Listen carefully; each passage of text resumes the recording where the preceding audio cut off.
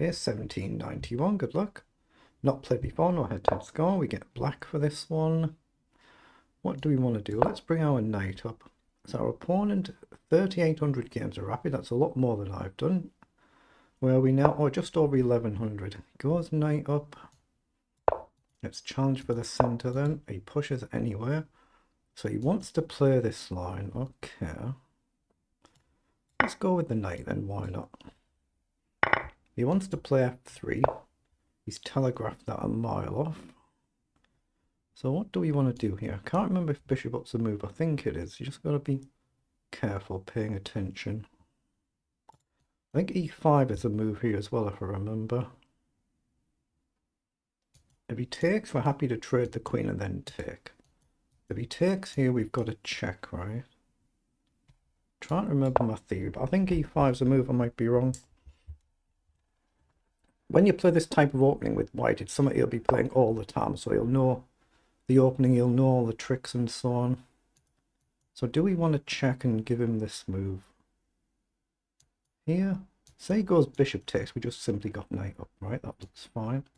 Let's just take and knight up. If he goes with a queen, we're very happy to trade. So we don't expect him to do that. Knight up guards our queen, attacks the bishop.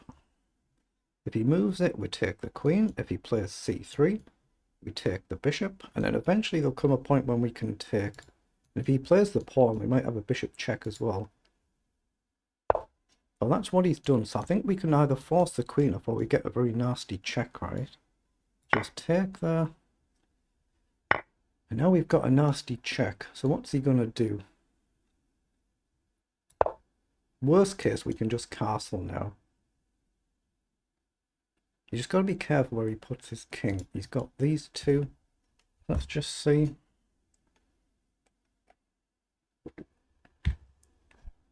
If he goes here, we've potentially got a pawn push. If we take, he gets a development move with the knight. But it might still be the best move. Then we can just castle. But he has gone for that. So do we just check and draw his king out? Then castle. And where else is his king going to go? He probably comes back. Now we can check here and force this move.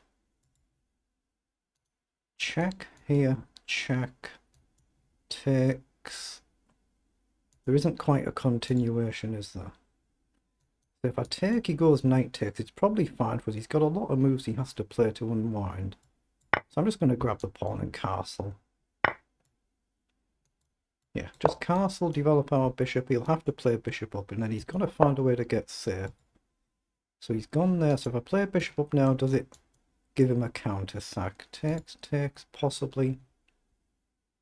I think we might need queen up here. I think that looks like a good move to me.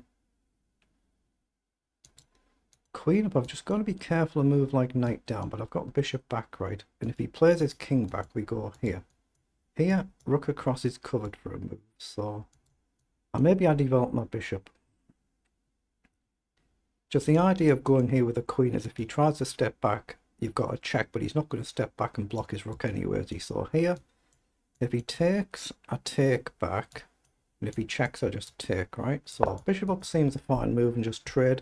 We're undermining the knight to potentially win this pawn as well.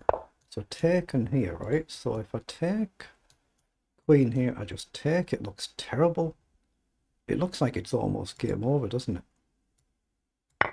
It looks really bad for white, this. It's gone really wrong. Now we're threatening just to take here.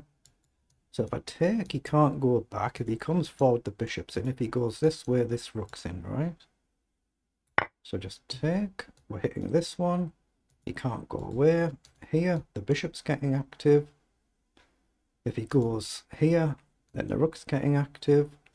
If he then goes here, maybe we just go here. It's gone wrong.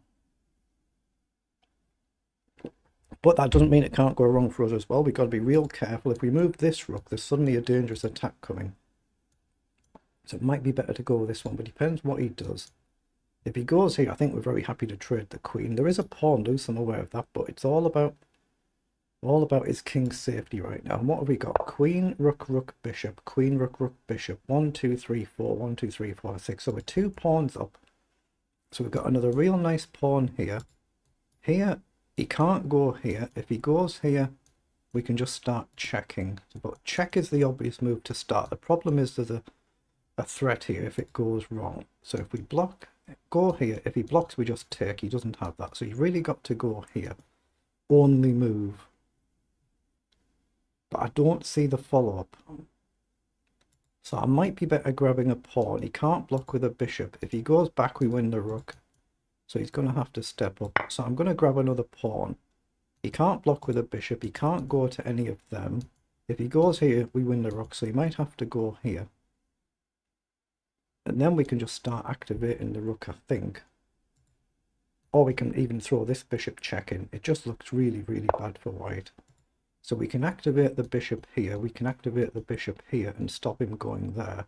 Well, actually, that looks nice, doesn't it? Although, can he go back? Maybe. Maybe. So we can queen check. And he can't go here. So he's only got 2 legal moves. Queen check. He's got 2 moves and we can just start checking and checking, right? That's got to be good. Because we can, worst case, check here, trade things off. And we're just up too much material. As barring blunders, we all do blunders, but it looks really bad for white.